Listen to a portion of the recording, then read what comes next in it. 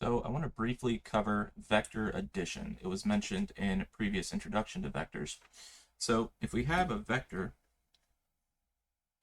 say for example a displacement vector, which we'll call d, I mentioned in the previous video that we can actually put this along an xy axis.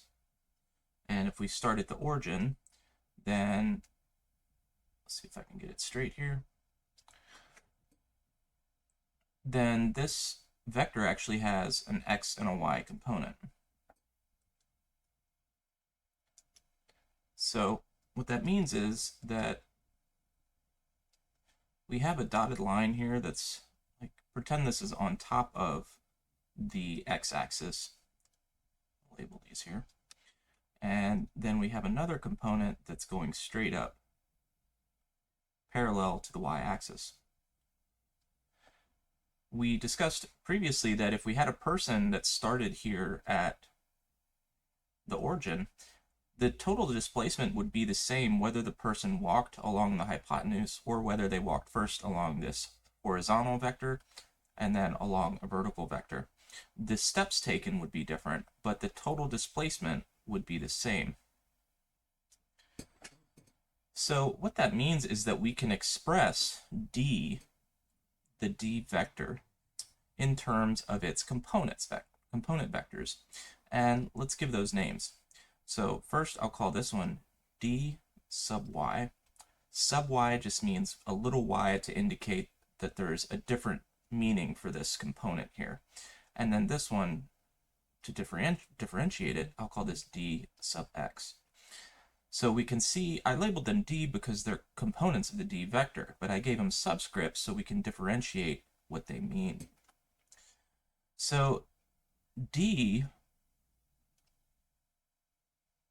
vector is actually the sum of d sub x in the x hat direction plus d sub y in the y hat direction. Now both of these two components are indeed vectors.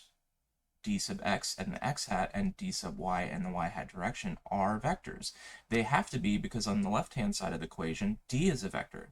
So whenever you have a vector on the left-hand side, there must be a vector on the right-hand side. That's why I had to include x hat and y hat. X hat is telling us that d sub x is pointing in the positive x hat direction. D sub y in the y hat direction is telling us that d sub y is pointing upwards in the positive y hat direction. So now if I wanted to find the magnitude of d, the total length, I mentioned earlier that we can't say the magnitude of dx plus dy equals d. This is not true. What is true, if we use the Pythagorean theorem, we can say that d squared equals d sub x squared plus d sub y squared.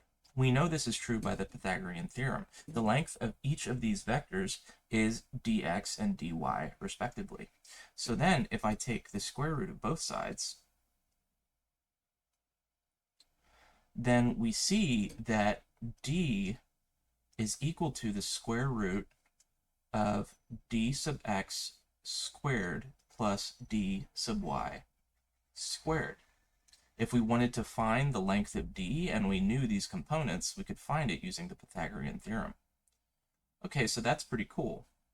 Now, what I can tell you is that even though we can't add dx, the magnitude of dx and dy to get d vector, we can actually add vectors. Just like we see here that on the right-hand side, this d sub x in the x hat plus d sub y in the y hat equals d, we can also show that graphically. So if I have any vector, call this c, and I have one vector going this way and another vector going this way, let's call this a and b, even though these aren't a right triangle, a vector plus b vector equals c vector. This would be a little complicated to show using an equation. Each one of these vectors, A and B, would have both x and y components. So it's doable, but I just want to show graphically that A plus B does in fact equal C. So this is called the tail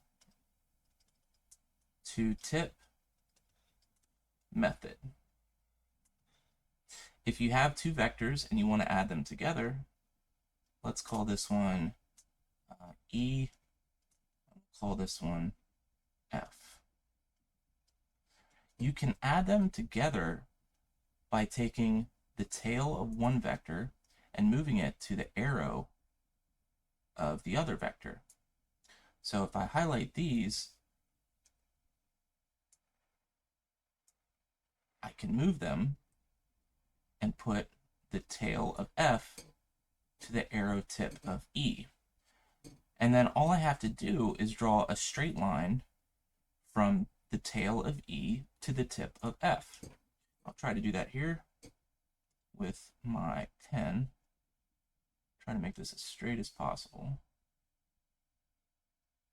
Like that.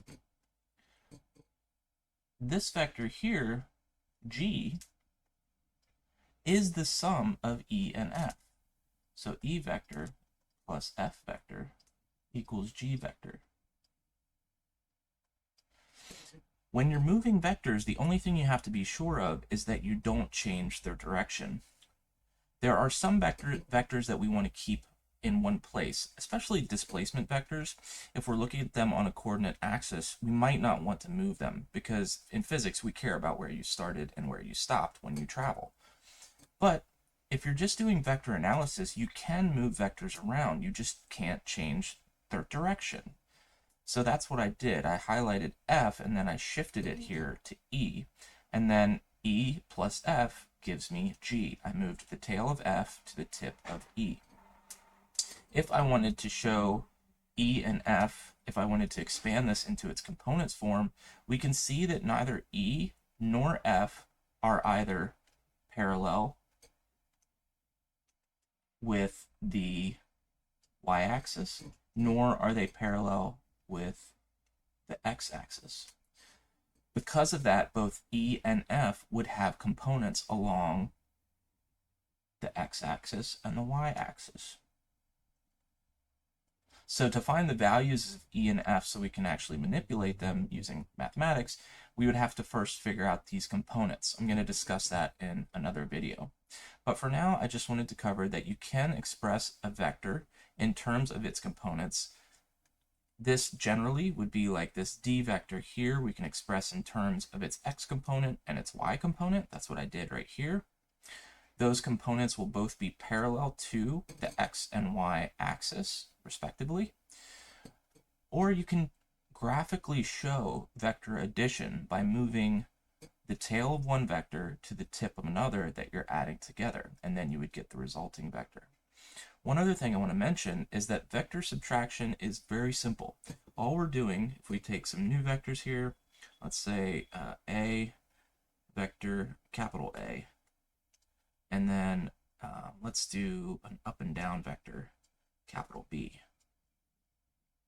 If I wanted to subtract B from A, there's a simple rule. Just like how negative x hat points in the opposite direction of positive x hat and negative y hat points in the opposite direction of positive y hat, if I want to subtract these, well, subtracting is just really another form of addition. We're just adding the opposite. So if I wanted to do A plus negative B, both capital, well then first what I would do was I would flip B. So B becomes negative B. They should have the same length or the same magnitude. All we're doing is we're flipping the directions. If it was A, it would still be in a diagonal here, but it would be flipped again in the opposite direction. So A plus negative B becomes what we have over here. So it would be, I could use the tail to tip method. Here's A, and negative B is pointing down, and I would just add them again. I would point from my starting point to my end point, and I would draw a straight line. So this is negative b, and this is a minus b. So if you ever see subtraction for a vector or a minus sign in front of a vector, we still want to add them, but first resolve or take care of this minus sign by flipping the vector. Then you just add them, just like you do with the tail to tip method.